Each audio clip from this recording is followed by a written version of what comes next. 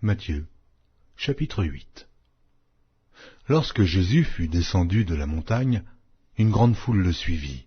Et voici, un lépreux s'étant approché se prosterna devant lui et dit, « Seigneur, si tu le veux, tu peux me rendre pur. » Jésus étendit la main, le toucha et dit, « Je le veux, sois pur. » Aussitôt, il fut purifié de sa lèpre.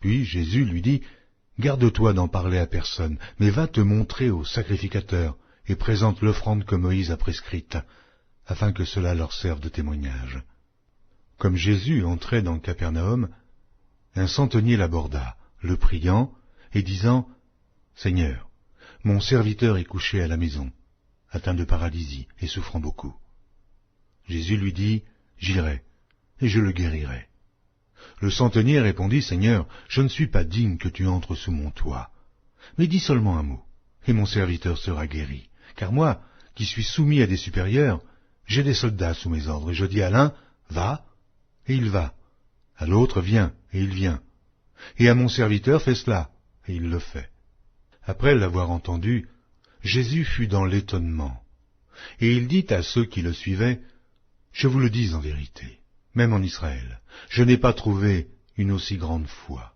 Or, je vous déclare que plusieurs viendront de l'Orient et de l'Occident, et seront à table avec Abraham, Isaac et Jacob dans le royaume des cieux.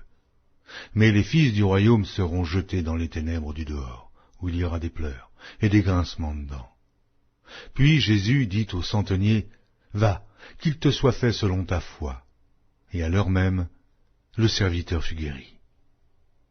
Jésus se rendit ensuite à la maison de Pierre, dont il vit la belle-mère couchée, et ayant la fièvre.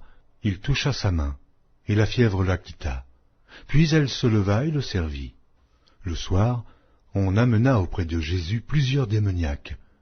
Il chassa les esprits par sa parole, et il guérit tous les malades, afin que s'accomplît ce qui avait été annoncé par Ésaïe le prophète. Il a pris nos infirmités, et il s'est chargé de nos maladies. Jésus, voyant une grande foule autour de lui, donna l'ordre de passer à l'autre bord. Un scribe s'approcha et lui dit, « Maître, je te suivrai partout où tu iras. » Jésus lui répondit, « Les renards ont des tanières, et les oiseaux du ciel ont des nids, mais le Fils de l'homme n'a pas où reposer sa tête. » Un autre d'entre les disciples lui dit, « Seigneur, permets-moi d'aller d'abord ensevelir mon Père. » Mais Jésus lui répondit, « Suis-moi, et laisse les morts ensevelir leurs morts. » Il monta dans la barque, et ses disciples le suivirent.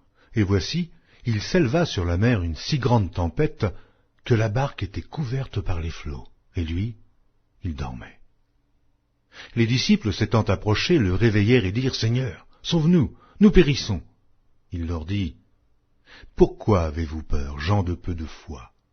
Alors il se leva, menaça les vents et la mer, et il y eut un grand calme.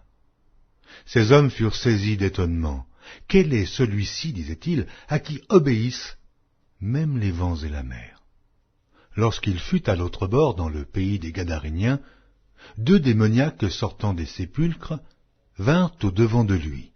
Ils étaient si furieux que personne n'osait passer par là.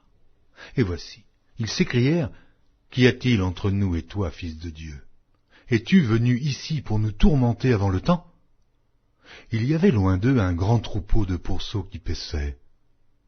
Les démons priaient Jésus, disant, « Si tu nous chasses, envoie-nous dans ce troupeau de pourceaux. » Il leur dit, « Allez. » Ils sortirent et entrèrent dans les pourceaux, et voici, tout le troupeau se précipita des pentes escarpées dans la mer, et ils périrent dans les eaux.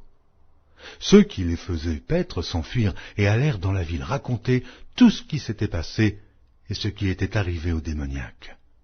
Alors, toute la ville sortit à la rencontre de Jésus, et dès qu'ils le virent, ils le supplièrent de quitter leur territoire.